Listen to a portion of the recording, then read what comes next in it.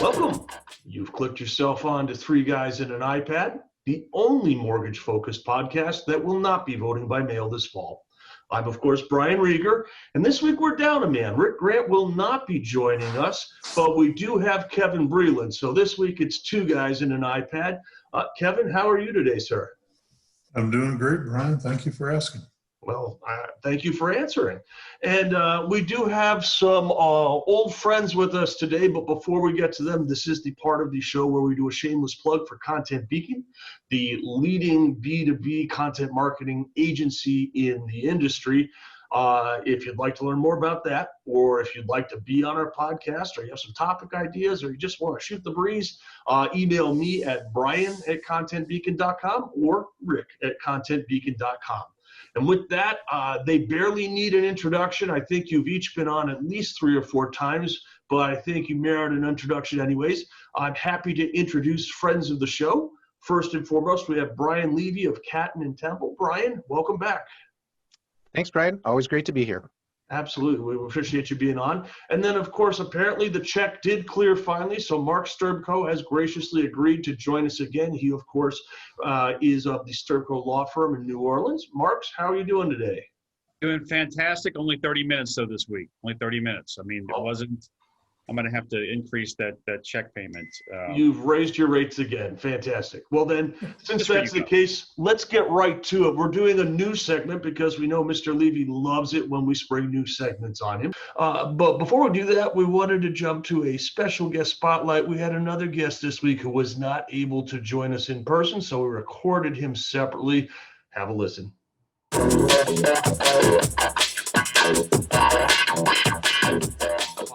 And we're honored to be here with Jim Palino, who is the CEO of Lodestar Software Solutions out of Hoboken, New Jersey. But Jim, you're in Philly today, correct? Yes, I'm not pointing to the corner with my Rocky picture, but yes. Outstanding, outstanding. Well, welcome. We're pleased to have you. But let's start with the basics for folks. Tell us a little bit about Lodestar. What do you guys do over there and so forth? Sure. Thanks, Brian. So Lodestar, I founded the company in 2013. Longtime industry person. I grew up in a family-owned title agency. And the problem that we first sought to solve was way back in 2010 when the regulations and other rules that came into effect made lenders as well as title agents have to disclose their fees in an accurate way. We were very much on the forefront of providing those good faith estimates, calculating those fees. Then TRID happened, it seems like ancient history now in 2015. Sure. That shifted to the loan estimate, the closing disclosure. So what we've become now is a company that helps lenders save time, save money by accurately quoting all fees that have to do with a closing, whether it be a purchase or a refi. So we're able to disclose all of your third-party costs quickly. They're guaranteed, and that can save you time and money in having to do it yourself. So we work with lenders all over the country in order to do this and integrate with their various systems. I was going to say, you're integrated with quite a few loan origination systems out there. Are you free to mention any of them? Or Yeah, I think that's public enough. right. Encompass, Calyx, LendingQB, just rolling out integration with Byte now. People access our systems through our API as well as web-based systems as well. So we see a lot of activity. I mean, millions of transactions a year coming through our system right now. So odds are a lot of our viewers are actually using your product right now, may not even be aware of it, but I certainly hope so. it's a great place to be. Now, Yeah. you rolled out something very different in the just over the summer called Mortgage Sentinel. Why don't you tell us a little about that? Yeah, we've been seeing a lot of success in the industry. So what we wanted to do is roll out another offering that was tangentially related to what we did. So Mortgage Sentinel is a service product. And what it does is it's a secret shopping service specifically designed for the mortgage industry, which doesn't really exist right now. So I know as well as anyone, technology is great. All the automation, AI, it's very much the rage in the industry right now. However, it falls flat. And like we're probably going to talk about a little bit later, At the end of the day, this is a relationship industry, and I would argue always will be. And any deal is ultimately going to come down to a loan officer, someone picking up a phone or sitting face to face, maybe at some point, whether you're wearing masks or not, Right. and engaging with the customer. And what happens then, lenders don't always have a lot of insight into what people are saying, what a loan officer says to close a deal, what they're saying. Are they quoting similar rates to everyone? Are they, being fair at the end of the day, or just flat out being effective? What's your customer experience looking like in those person-to-person conversations? So those are all things that we realize lenders have very little insight into.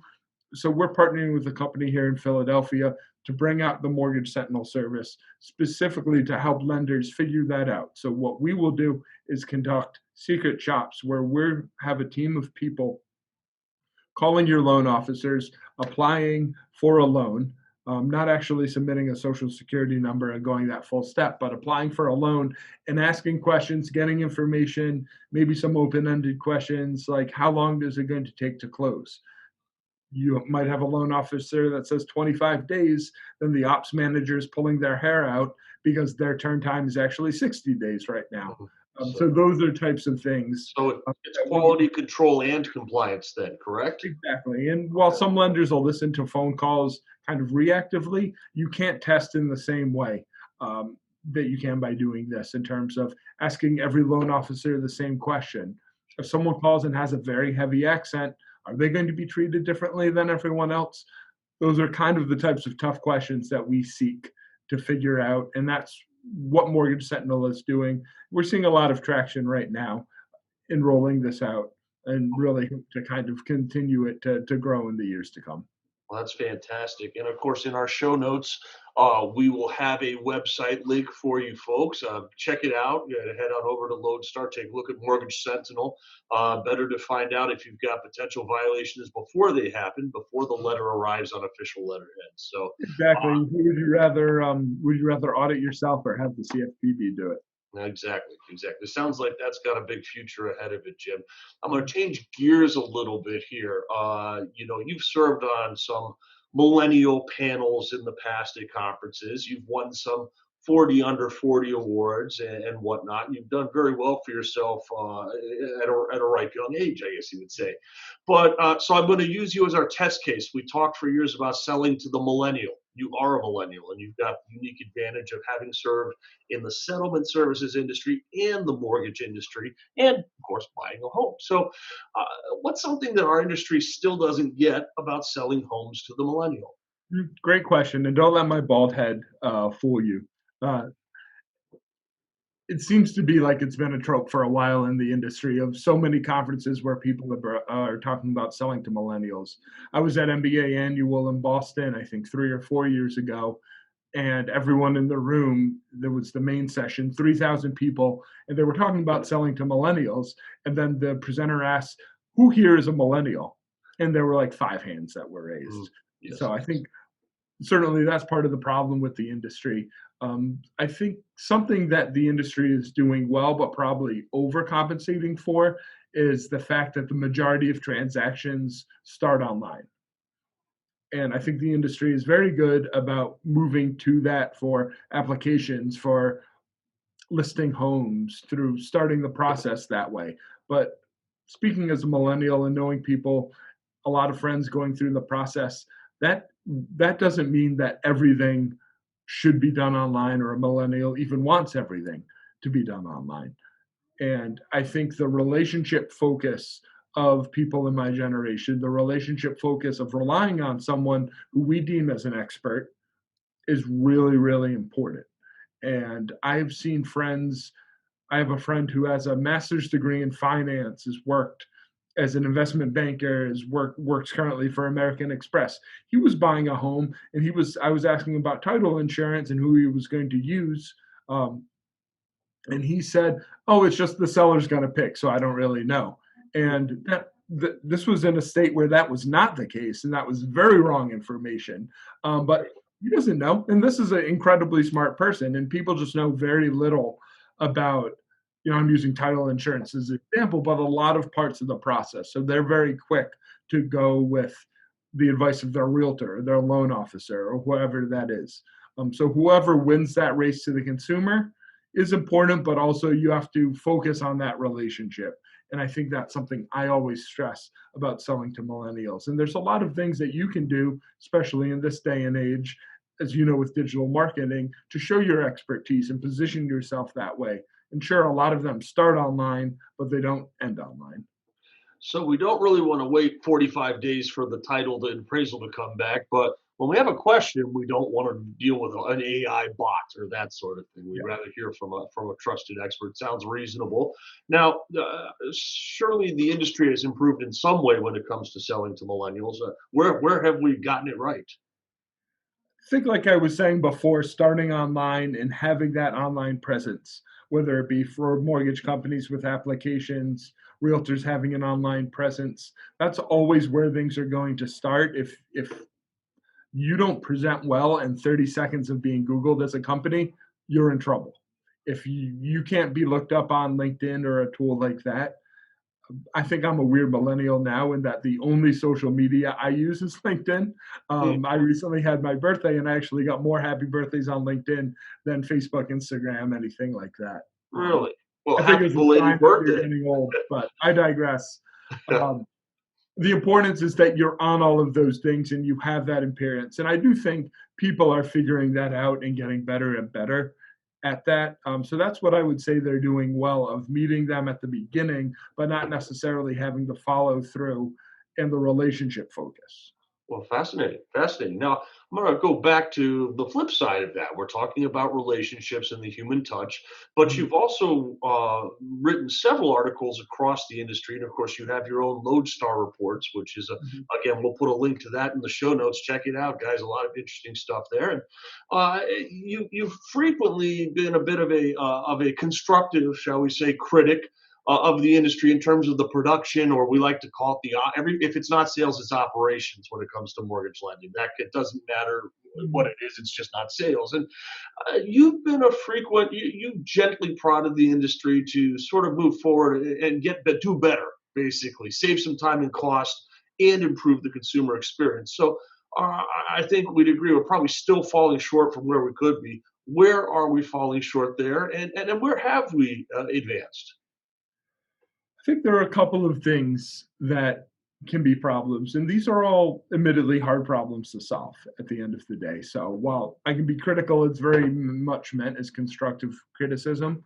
I think first and foremost, there's kind of a Fisher cut bait issue that's happening right now where you're not going to work on your operations unless you're not busy with operations. So if you're too busy to work on your operations and improve things, it's very tough to do that type of work where you just feel like your head's 10 feet below water with everything coming in. And that's very much where the industry is now, quite fortunately.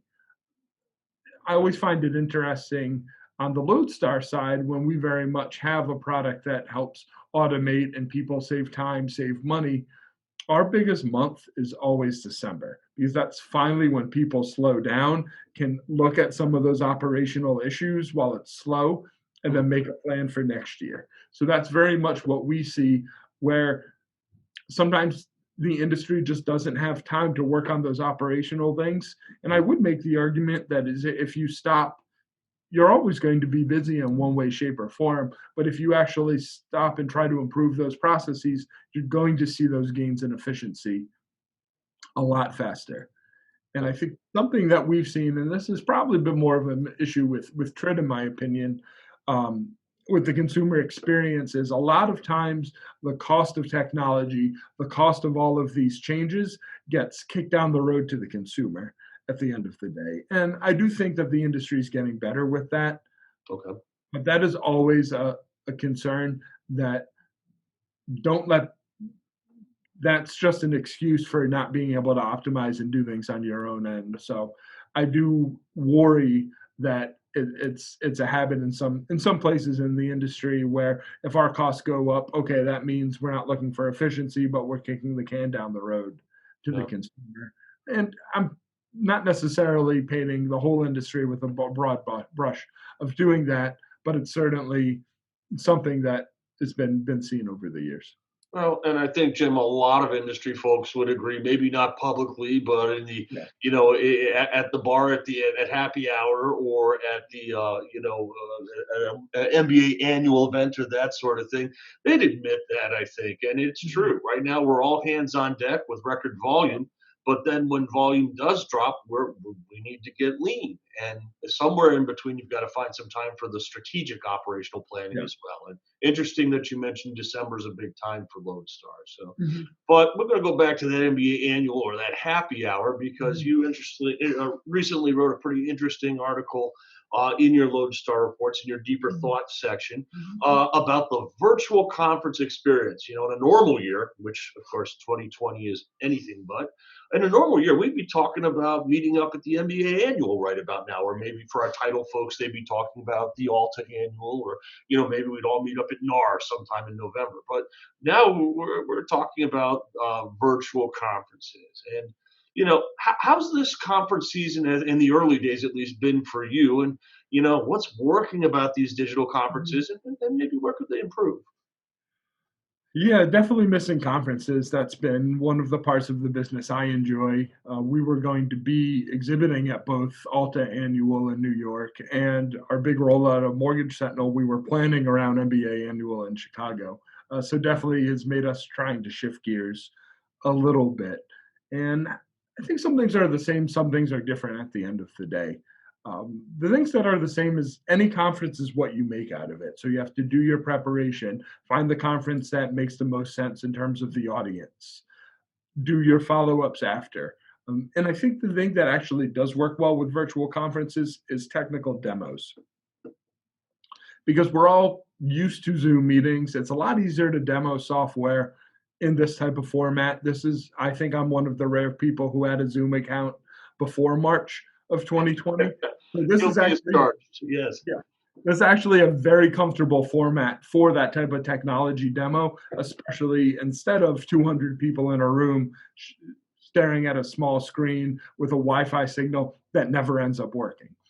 So from a technical perspective, there's actually things that you could do more efficiently with virtual conferences. So demoing it, I really like.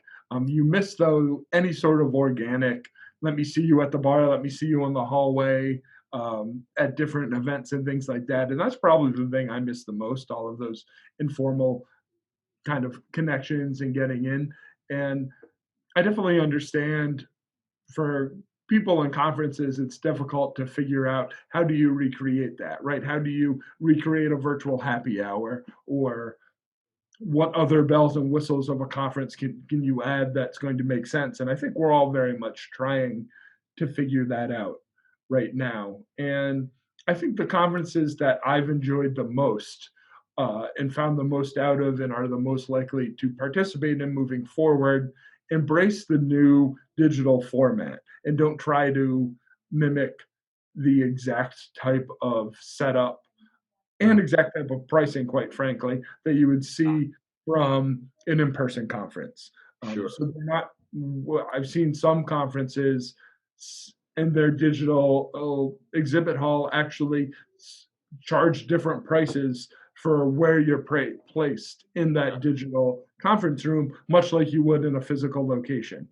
For me, that doesn't necessarily hold any value. But ones that have done well, or ones that embrace the technical demo format, or I was in the next mortgage conference and they shifted to an interview format for the demos in a quick kind of really easy way of back and forth. And that way the interviewer is asking a lot of the questions that the audience would have. So I thought that worked really well. I forget the conference, but one of them for the virtual happy hour, you would actually be able to send a drink to anyone who joined. And I thought that was a novel approach. So I definitely appreciate the things that people are trying to do. Interesting. And acknowledge that none of this is easy. None of this is ideal. So we're all trying to figure out what this is going to look like for however long it is. So true, so true. Well, Jim Palino, I will take a moment to mention to our viewers as we wrap up here that Jim, you've just learned you're going to be speaking on a panel with a few friends of the show. You'll be at the Respro conference, the fall conference on November 5th. Check him out. We'll have a link in the show notes for this as well. And Jim, you're going to be speaking with friends of the show, Chuck Kane, Mark Sterbcow, Trip Riley. I'm going to recommend you have a strategy for getting a word in edgewise. Sounds good. Better you saying that than me. I'll figure it out. Yeah, well, guys, definitely check out Lodestar Reports. You just go right to the website and download it from there. Jim's got a lot of different perspectives. He's, he's out there. He's a busy guy, and he's, I'm pleased to say that Lodestar was recently named to the Philadelphia 100. Can you tell us a little about that? Yeah, we just won an award for being one of the 100 fastest growing companies in Philadelphia. I think that was mostly based off 2019. It didn't even kind of touch this whole recent period, which has been nice, where we've experienced more growth through that. So yeah, it's happy to kind of get some recognition, and anything the more we can do to grow and help our clients and help people in the community and provide jobs right now, the better. Well, fantastic, and congratulations. And Jim, and again, we'll include this in the notes, but if someone wants to reach out to you directly, what's the best way for them to do that? Sure. If you just go to lodestarss.com, you can send a request through there and someone will get in touch with you. You can find me on LinkedIn as well, Jim Paolino. Sounds good. Jim, thanks for joining us today. Hopefully you'll be able to come back and join us again. Great. Of course. Happy to come back.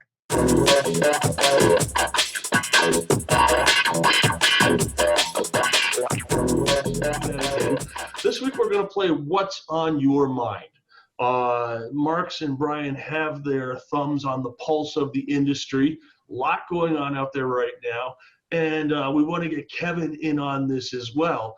But basically, we're going to touch on a topic that you out there may not be very familiar with, but maybe you should be. So with that, I'm going to turn to you, Mr. Levy. What's on your mind?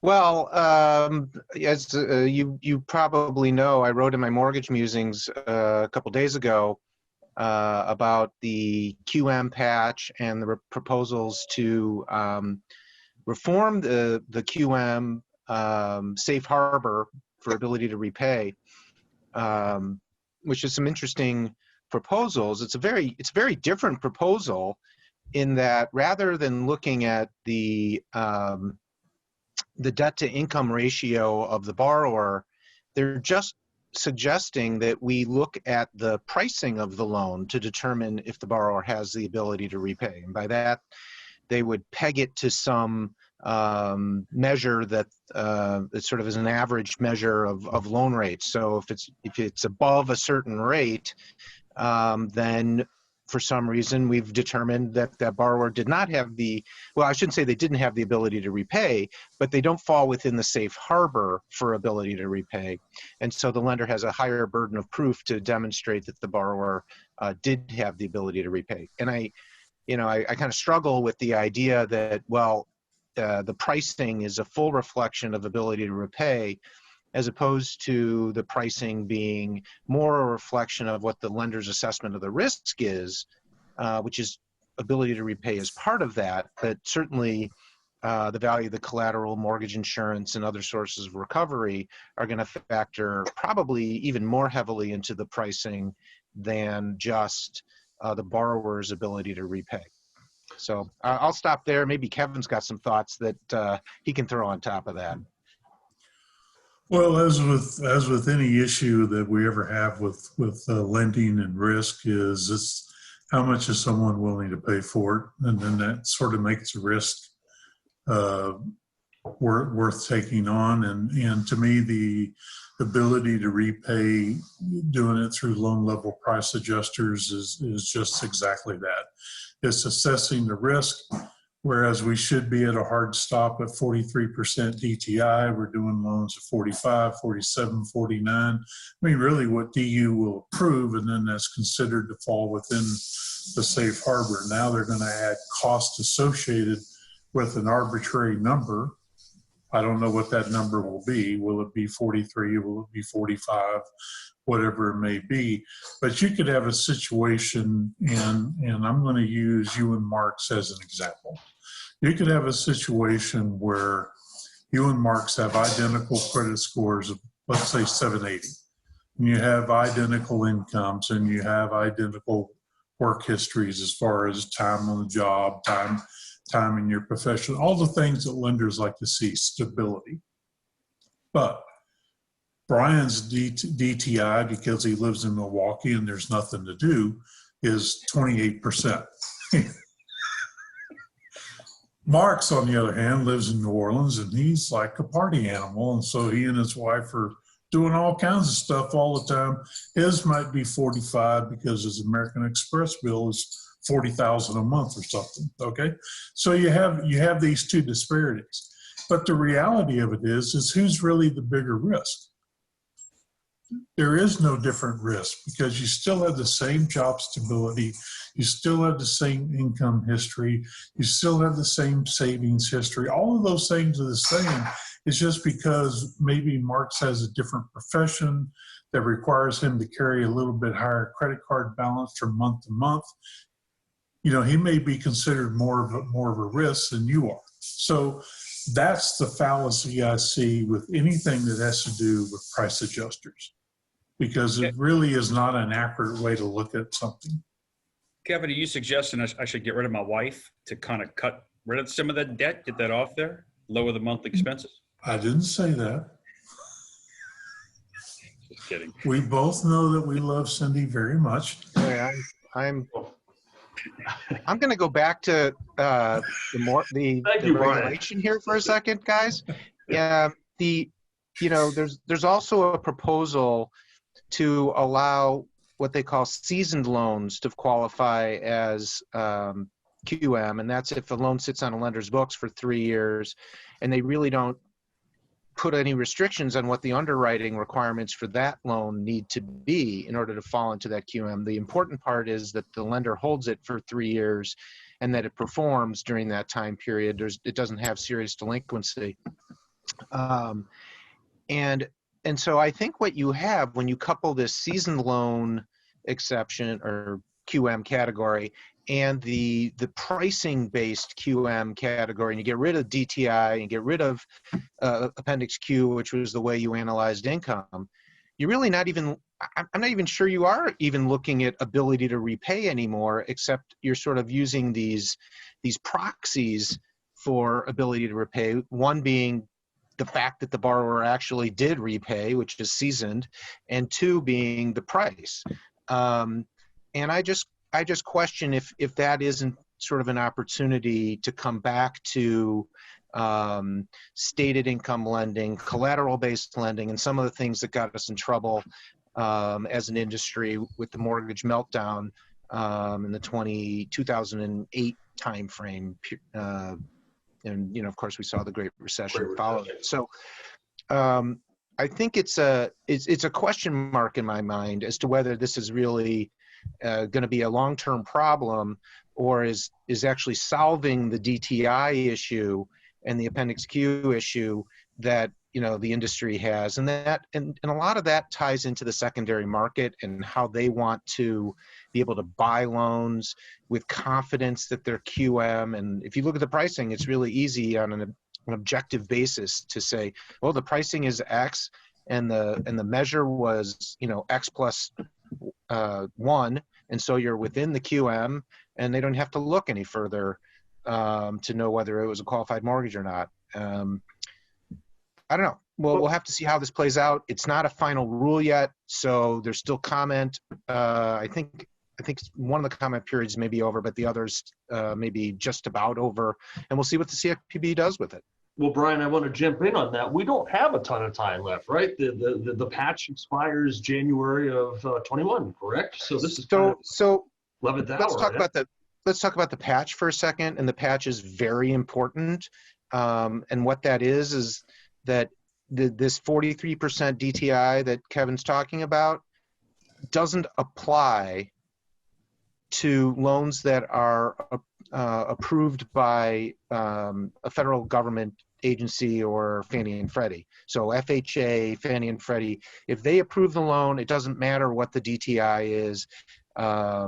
They're comfortable and they call that the patch. And the patch was only supposed to be around for 7 years until 2021, January of 2021, because the Congress figured, well, by then we'll have reformed Fannie and Freddie and everything. We'll have an entirely new system. But we've had the FHFA in control of Fannie and Freddie since 2010, I believe. So, almost over 10 years of conservatorship, and we have no immediate timetable for that to end. And one of the proposals from the CFPB was very clear that they're going to extend the patch until such time as these other proposals are in place, or until something else is done with Fannie and Freddie. So it's going to happen. The patch is going to get extended. I don't think anybody in the industry needs to worry much about the patch expiring in January. What do you think the triggering event would be there, Brian, for them to really kind of, I guess, push or promote this to really being put into place? I mean, we have low interest rates now. The market's out of control. There's a potential that the interest rates could even go lower by the end of the year. Do you see maybe when there's a softening in the marketplace where they start scrambling to adopt or implement these? Are you talking about expanded underwriting? Yeah. To fit within a QM? Well, listen, like I said, the proposal is not yet effective. It'll have some kind of an advanced effective date. And I think you'll see a slow usage of that if it is implemented, but it could accelerate over time as people get more comfortable with the new measures. But what you usually see, and Kevin could probably speak to this better, is when interest rates are low as they have been, you do the easiest loans first, and you have a lot of refinances. And once everybody's already refinanced, and the purchase market has been very strong as well, so you've got a lot of business there. But when you start struggling in the purchase market, that's when you start seeing, well, we got to find more buyers, we got to find more qualified buyers, and you start stretching to do that, and you stretch with your underwriting if you can. Yeah, stretching underwriting guidelines, I think, really occurs in two very risky markets. The first one being a very high volume market. Everybody's doing a lot of loans, so you kind of start stretching guidelines because property appreciation and income increase, and the good times are just going to continue to roll forever. And so we saw a lot of that through early and mid 2000, and that's why we had the meltdown that we did, because we simply got away from standard underwriting criteria. And then the other market that creates an expansion of underwriting criteria is when, as Brian stated, when things slow down. And so now everybody's scrambling for that same spec of business. They start expanding stated income, things of that nature, to try to bring more borrowers into the market. And I think the other piece that we haven't talked about but plays into these expanded underwriting criteria is when the government gets involved and tries to expand home ownership and tries to make home ownership something available to the masses. And typically throughout our history, our home ownership has been 63 to 65, 66%. Before the meltdown, it was as high as 68 at one time. So you wouldn't think that 5% would make that much of a difference, but the reality of it is when you stretch those criteria, lower credit scores, raise DTIs, maybe make income stability not so much of an issue as it is today, then these kinds of events happen. And so I don't know what that will have with QM. I know that the biggest problem with QM that we all talked about when we first read about it was the safe harbor. How do we know which files go into the safe harbor, which ones aren't? when we go to, say, a pricing structure that takes care of that, who's to say, because we now know the president can change the director of the CFPB virtually at will, who's to say later on that we won't get a director who's like, well, you know, I don't think we really have safe harbor through pricing. And then you're going to have, you could have the entire market just come to a screeching halt with somebody deciding that, you know what, this isn't an effective way, we need to do it a different way. And that's what I see the problem with CFPB now. It's really going to be subject to whoever is in office. You're not going to have what I think was considered to be a director. While I didn't care for the structure, the director, kind of like the FDIC director, is just, or the Fed director is someone who is a political appointee who's there till, you know, the term either ends or isn't renewed. Now you could have this person change that will by whoever's sitting in the White House. Well, guys, certainly a topic we'll be revisiting in the coming weeks and months from a few angles. To our viewers out there, again, I'm going to recommend, well, you'll see in the show notes a link to Mr. Levy's Mortgage Musings. He does a great treatment of the topic in his most recent version, and it's certainly worth checking out. I highly recommend it. But now we're going to turn our sights upon, or our focus to, Mr. Sterbcow. Mr. Sterbcow, what's on your mind? It's pretty much a blank slate at this point, Brian. You know, your retainer's already up, so I gave my two cents. All right. I guess honestly, I think right now what's interesting to me in the industry is with COVID and the economy, and to see the different economies, diversified economies versus non-diversified economies, and how those are functioning or not functioning across the country has been really interesting to me over the last few months, just kind of watching it. And we're talking about New Orleans, for example. Just to watch New Orleans is such a tourist-based economy. It does have the port and oil and gas, but oil and gas is on its heels, and the big drivers has been tourism. And with that being completely shut down, along with all the bars, what you see now is about 60% of the bars and restaurants and retail that have been in New Orleans are now out of business. They're boarded up and done. And so but if I go 200 miles to the east, I go to the Florida Panhandle, place is booming. Alabama was, before the hurricane hit, Orange Beach and Gulf Shores, absolutely booming.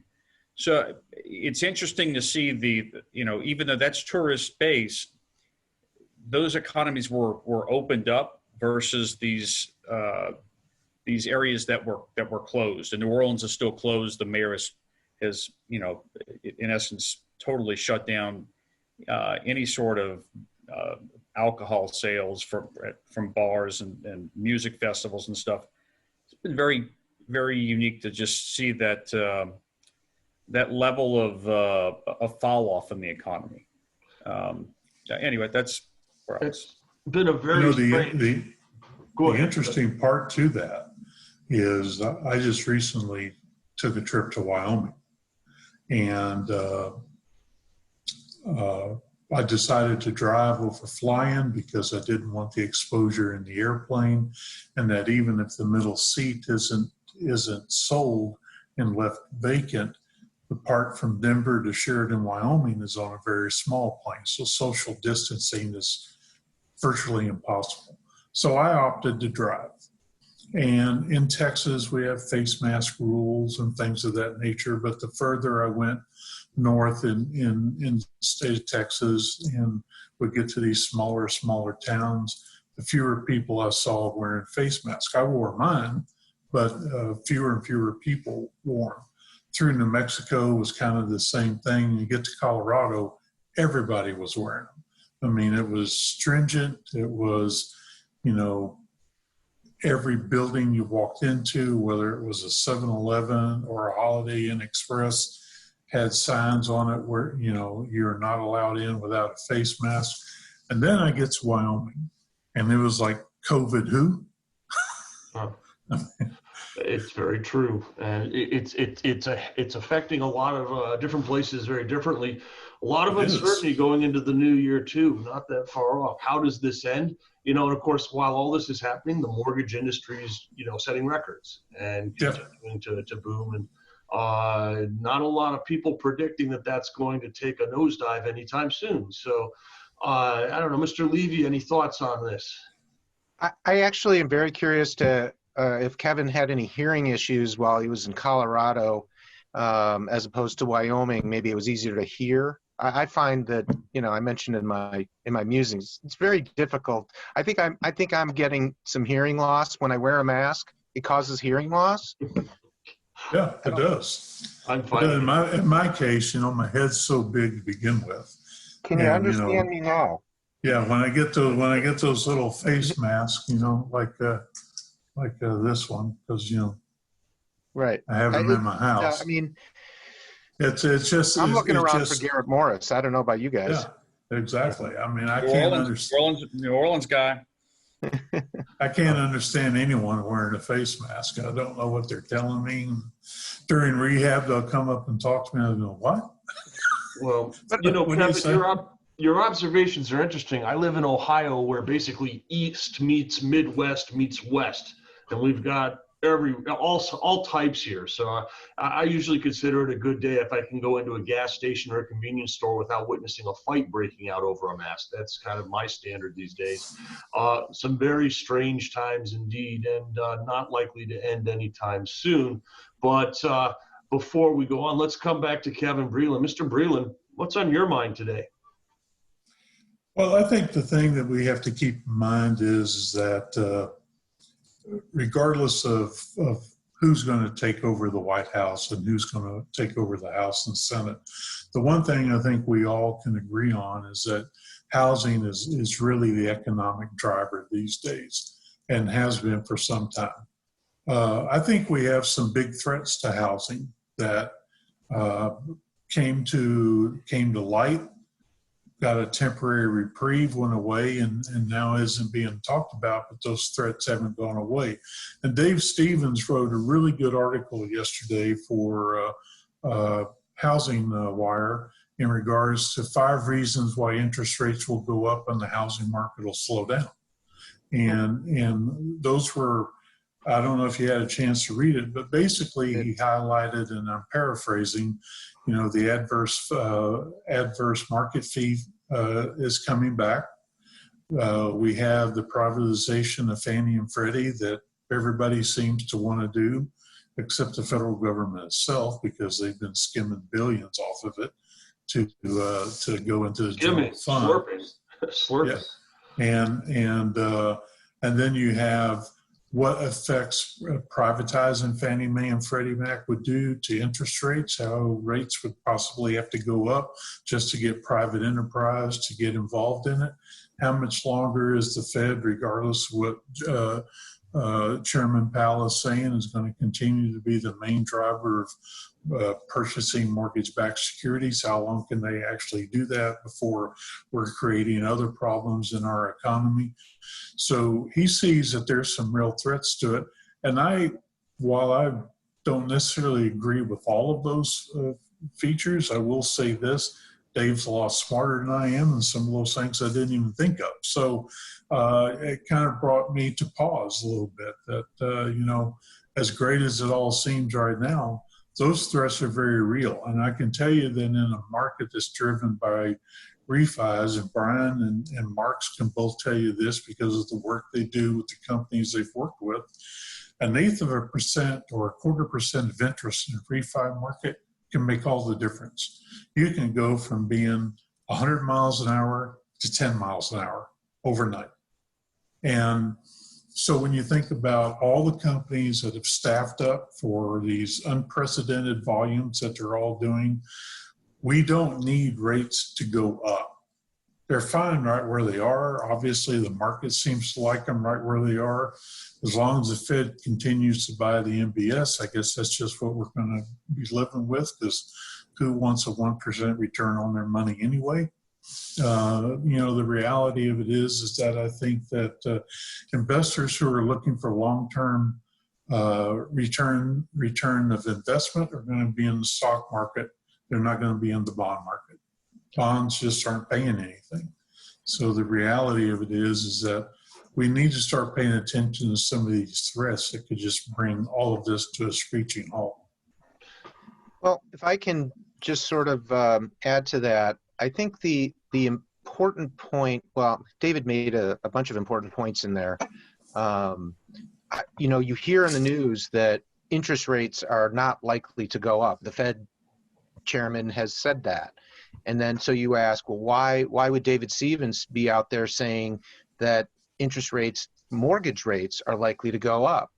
And the answer is that David's highlighting what's happening with the FHFA and with Fannie and Freddie, and how the current director of the FHFA is seeking to privatize those entities and move them away from the risk profile of the government and into private risk profile. And as another one of my musings, multiple times, the topic has been about how the entire industry, the entire housing industry that you talked about, is really turbocharged by the fact that it has access to these cheap mortgage funds with government backing. The minute you pull that backing, that's a subsidy to the industry, and with good reason, because as a nation, I think we want to support housing. But if you pull that away, you're going to see a higher risk profile for private industry than a government supported finance backstop, and that necessarily will demand a higher rate of return from the private sector. So I think that's what David's really talking about. He had a couple other things that I think were also valid, but I think that's the big driver, the big sort of call to warning for the future, that this is what the consequence of privatization will be. Well, I mean, you also have the impact of the Intercontinental Exchange's purchase of MERS, and they're building out that whole, this new platform to trade mortgage-backed securities to the private market. And I mean, with various technologies that they're aggregating right now, that could have a significant impact that may or may not take some of that government subsidy out.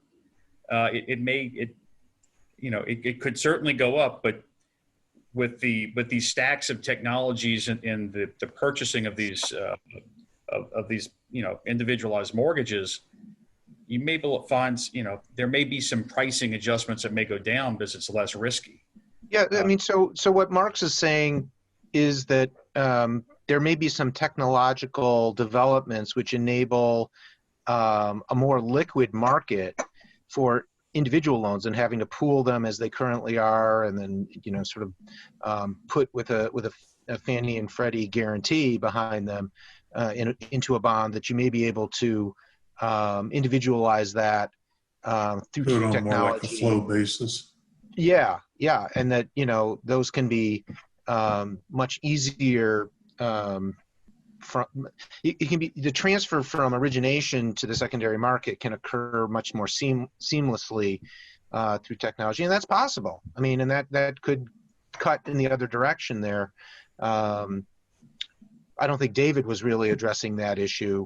We don't really know that's not really on the table right now, but certainly, I mean, given the adverse market fee, and I fully believe we're going to see more of that from Fannie and Freddie. I mean, not just on refinances. I would expect to see higher pricing for second homes, for investment properties, that type of thing, which don't necessarily address the direct mission of Fannie and Freddie to increase home ownership. Well, and I think when we see a privatization, if we see a privatization of Fannie and Freddie, when you have to go to the private markets to start raising capital, to buy mortgages. You know, that rate of return to those investors are going to have to go from 2% to 4.5 to make it to make it viable. Because if you're going to tie up, you know, billions of dollars in long-term debt instruments, there needs to be a decent rate of return that has, you know, some level of pricing in it that protects you from loss, and I mean that just makes sense. So the fact is the minute that happens, the rates, I think, have to go up a full 1 to 1.5% just to help bring in the attractiveness to privatization. And Kevin, that alone is an interesting point. That alone could be its own show, I think. We may have to come back and talk about that. But for now, we're out of time, guys. I'd like to thank Kevin. As always, Kevin, you carried the show today without our friend Rick. So we appreciate you as always. And to our two friends, Mr. Levy in Milwaukee, Brian, like I said, again, check out his Mortgage Musings. Brian, thanks for joining us today. Always a pleasure. I always look forward to the drink recipes myself. So. We need more grill recipes, Brian, before winter gets here. I talked about steering, you know, season before you sear. That's right. With the seasoned loan QM. That was I mean, you got to read the footnotes. You got to read the footnotes. It's all in the footnotes. I mean, it tells you everything. Well, in any case, if you get a chance, take a look at his Mortgage Musings. And, of course, Mr. Sterbcow down in New Orleans. Marx, thanks for joining us yet again. I'm confident that by the time you come back on, we'll be liquid again. We'll be able to get you another check, sir. So, but thank you for joining us today. Thank you, guys. Thanks, guys. Like I said, that's all we've got time for. I don't know about you guys, but I recently installed the latest iOS update to my second-generation iPad. Are you guys finding you have half the battery life? Yeah, yep. Me too. Yep. Mr. Grant, take us home.